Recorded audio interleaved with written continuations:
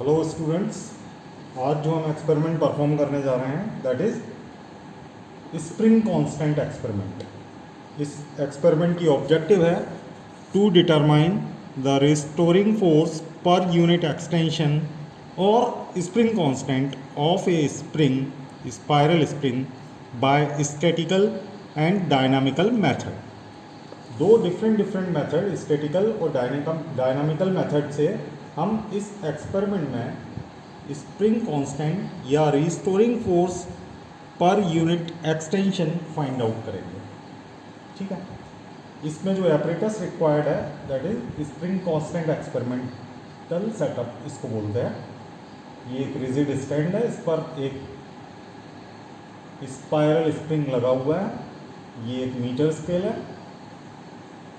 ठीक है, और आपको चाहिए इसमें स्लॉटेड वेट्स, जिसमें कि ये वेट हैंगर है, इसका वेट 50 ग्राम है और ये जो सारे वेट्स हैं ये भी 50 ग्राम्स के हैं।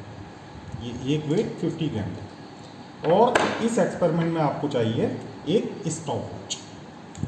ठीक, ये स्टॉप वॉच जब आप इसको एक बार प्रेस करेंगे तो ये स्टार्ट हो जाएगा, और जब इसको सेकंड टाइम आप प्रेस करेंगे तो ये रुक जाएगा और आप टाइम काउंट कर पाएंगे। ठीक है ना। सबसे पहले आप जो है स्टैटिकल मेथड परफॉर्म करेंगे। स्टैटिकल मेथड परफॉर्म करने के लिए जो फॉर्मूला यूज़ करने जा रहे हैं आप, वो है K equals to mg/L। m क्या है? Mass applied at the lower end of the spring. जो भी मास इस स्प्रिंग के लोअर एंड पे आप अप्लाई करेंगे उसका जो वैल्यू है that is capital M। g, small g का value acceleration due to gravity standard होता है, वो आप यूज़ करेंगे। उसका स्टैंडर्ड वैल्यू है 9.8 मीटर पर सेकंड स्क्वायर। ठीक है ना। और थर्ड जो आप यूज़ फॉर्मूले में है स्मॉल l। स्मॉल l क्या है? Extension produced in the spring. इस स्प्रिंग में वेट हैंग करने के बाद जो भी एक्सटेंशन आएगा उसको आप मीटर स्केल पे आप मेज़र कर पाएंगे, उसका जो वैल्यू होगा वो होगा स्मॉल l का वैल्यू। ठीक है ना, एक्सटेंशन। तो सबसे पहले आप इस एपरेटस को देखिए, इसमें एक तो ये स्प्रिंग हैंग किया हुआ है और इस स्प्रिंग के लोअर एंड पे एक पॉइंटर लगा हुआ है। ये पॉइंटर स्केल की तरफ लगा हुआ है ये, और इनिशियल पोजीशन पर इस पॉइंटर का जो वैल्यू है दैट इज 0 सेंटीमीटर भी इसका वैल्यू शो करता है। अब सबसे पहले आप इसमें 50 ग्राम वेट, जो कि इस हैंगर का वेट है, 50 ग्राम वेट इस पर हैंग करेंगे इस तरह से, और वेट करेंगे इसको रोकने का। ये थोड़ा सा मूवमेंट कर रहा है तो इसको आप रोक लेंगे हाथ के सहारे से इस तरह से। और अब आपका जो पॉइंटर रीडिंग शो कर रहा है दैट इज 1.5 सेंटीमीटर। तो जब आपने कोई भी वेट नहीं लगाया हुआ था तो आपका रीडिंग था 0 सेंटीमीटर, और जब आपने 50 ग्राम वेट इस पर लगाया तो नेक्स्ट रीडिंग आपका आया 1.5 सेंटीमीटर। यानी 50 ग्राम वेट लगाने पर एक्सटेंशन कितना हुआ? 1.5 सेंटीमीटर। नाउ आप क्या करेंगे, नेक्स्ट 50 ग्राम वेट इसमें और ऐड कर देंगे। तो अब आपने कितना वेट लगा दिया? टोटल 100 ग्राम, और आपका जो पॉइंटर है वो शो कर रहा है 5 सेंटीमीटर।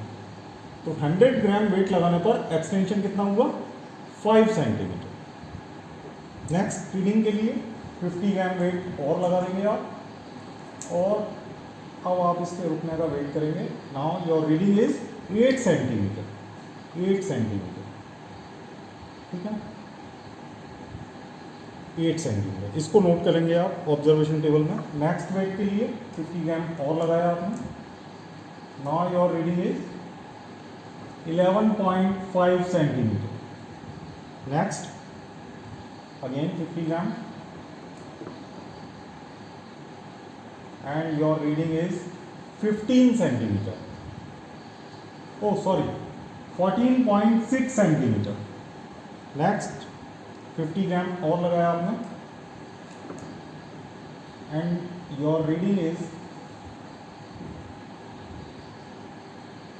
17.8 सेंटीमीटर। तो इस तरह से आपने ये एक्सटेंशन नोट किया। नाउ आपका जो ऑब्जर्वेशन टेबल है उसमें डिक्रीजिंग वेट के लिए भी आपको एक्सटेंशन नोट करना है। तो इस समय टोटल वेट कितना लगा हुआ है, 50 ग्राम के 6 वेट लगे हुए हैं, यानी 300 ग्राम इस पर लगा हुआ है। तो 300 ग्राम के लिए इंक्रीजिंग वेट और डिक्रीजिंग वेट का रीडिंग तो सेम ही होगा। अब आप 50 ग्राम वेट इसमें से निकाल देंगे एंड रीडिंग नोट करेंगे। आपका जो नेक्स्ट रीडिंग आ रहा है दैट इज 14.6 सेंटीमीटर। इसको नोट किया आपने। नेक्स्ट 15 ग्राम वेट और इसमें से निकाल देंगे और अब आपका जो रीडिंग आ रहा है दैट इज 11.3 सेंटीमीटर। नेक्स्ट 50 ग्राम और इसमें से निकाल दिया आपने और अब आपका रीडिंग आ रहा है 8 सेंटीमीटर। नेक्स्ट 50 ग्राम और निकाला आपने इसमें से, अब आपका वेट आ रहा है 4.8 सेंटीमीटर। नेक्स्ट 50 ग्राम और निकाला आपने इसमें से, अब आपका रीडिंग आ रहा है 1.5 सेंटीमीटर।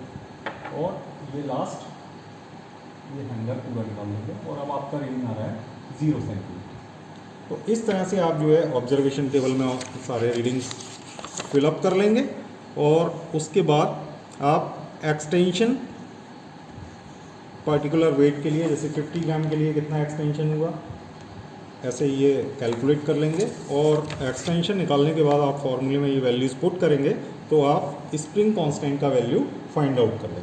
तो ये तो है स्टैटिस्टिकल मेथड। ओके, नेक्स्ट है डायनामिकल मेथड।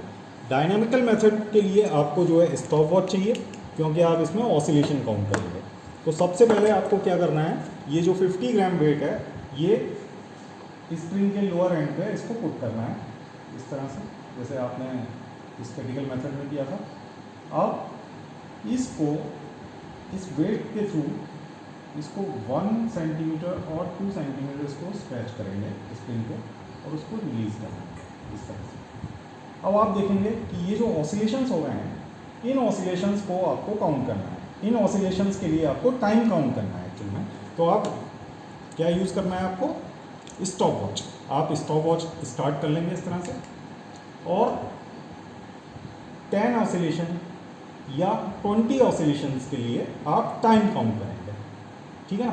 तो एक ऑसिलेशन कब होगा कंप्लीट, जब आपका स्प्रिंग ये जो वेट है एक बार नीचे आया, ऊपर गया और फिर नीचे आया, ये कंप्लीट साइकिल है। तो इस तरह से आप 20 साइकिल्स के लिए या 20 ऑसिलेशंस के लिए टाइम काउंट करेंगे bye starting stop watch.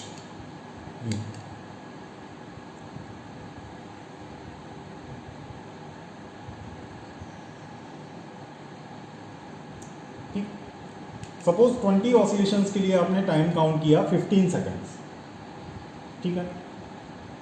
20 oscillations में आपका टाइम कंज्यूम हुआ 15 सेकेंड्स। देन क्या करेंगे, आप एक ऑसिलेशन का समय निकाल लेंगे, ठीक है ना।